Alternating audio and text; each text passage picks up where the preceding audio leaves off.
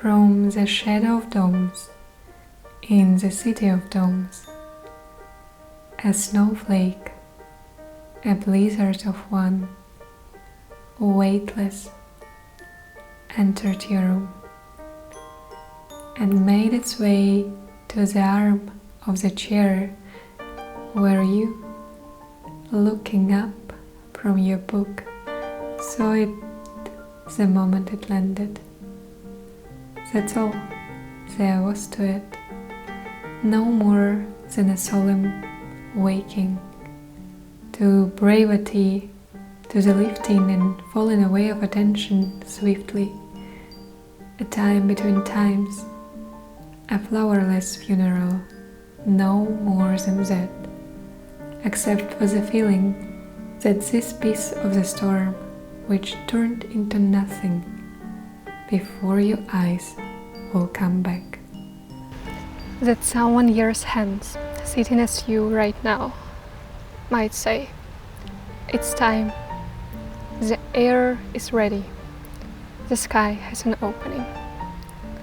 When the sky has an opening, after a hurricane, a whirlwind, a storm in general. Storm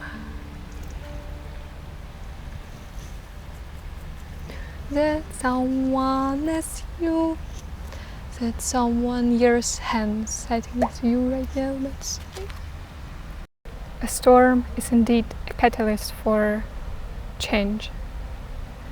To me, transitional moments in nature as well as in our lives represent a purification. We gain a sky with new perspectives.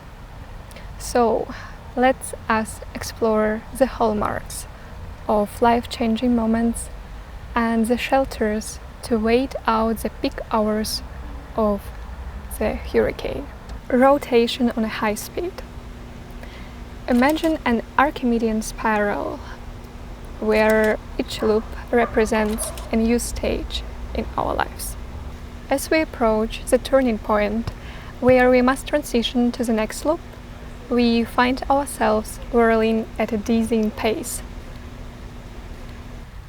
It's the first indicator. But what does it exactly mean?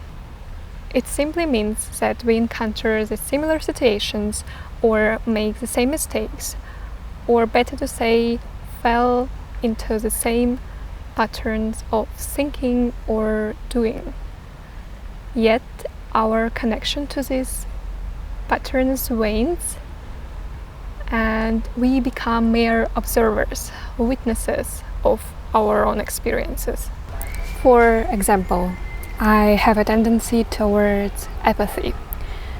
And as I approach this turning point where I must transition into the next loop, I encounter more and more situations that make me feel apathetic.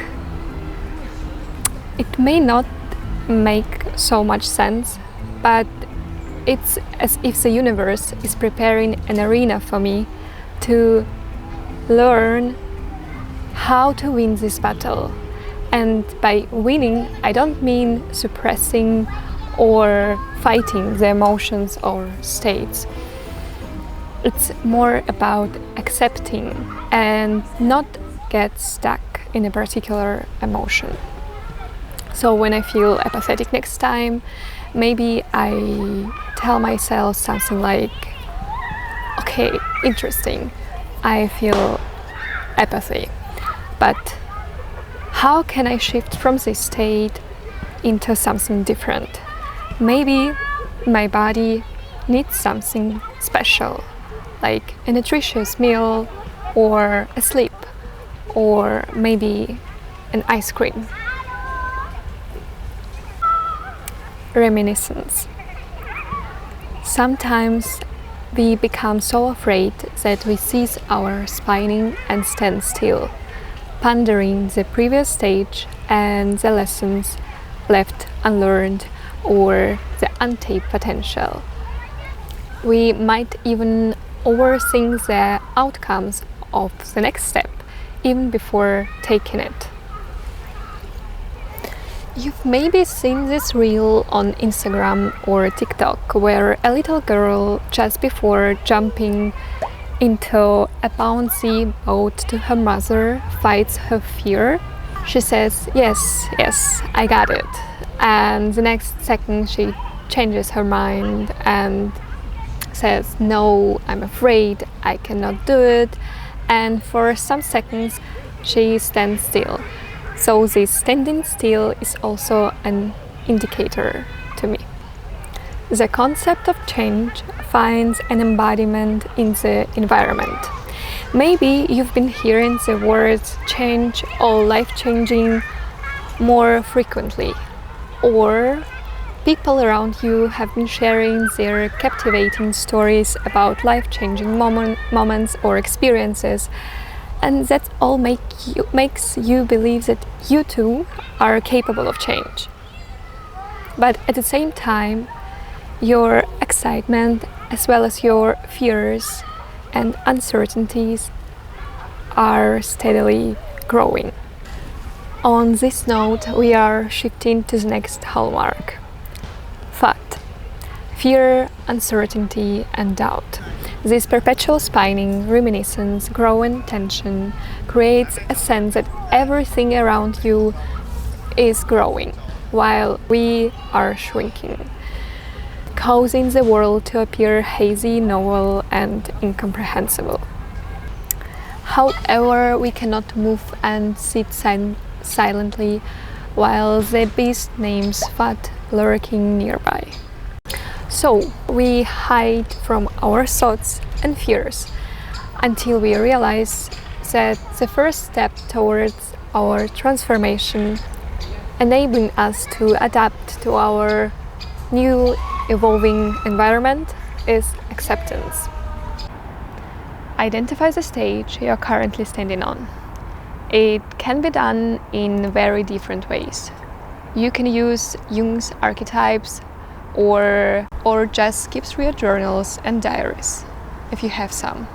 If you're interested, I can create a separate video about this topic and dive deeper into it. The third step is essential to me, at least, meditation. By redirecting your attention away from your thoughts, fears, excessive dwelling, you immerse yourself in your inner senses. It can be a traditional meditation, or maybe you can meditate just by walking and dancing, washing dishes. It should be noted that success won't come at first. Your attention will be like a bouncy ball, but with each time you will learn how to bring your bouncy ball back. And I cannot say that I'm a meditation guru, but I can definitely see some progress. To make changes, one needs to be full of energy. Hence, it's crucial to identify the sources of energy depletion in your life. Maybe there are some individuals or the way you interact with them, as well as activities that drain you. Above all, remember that change and growth necessitate struggle.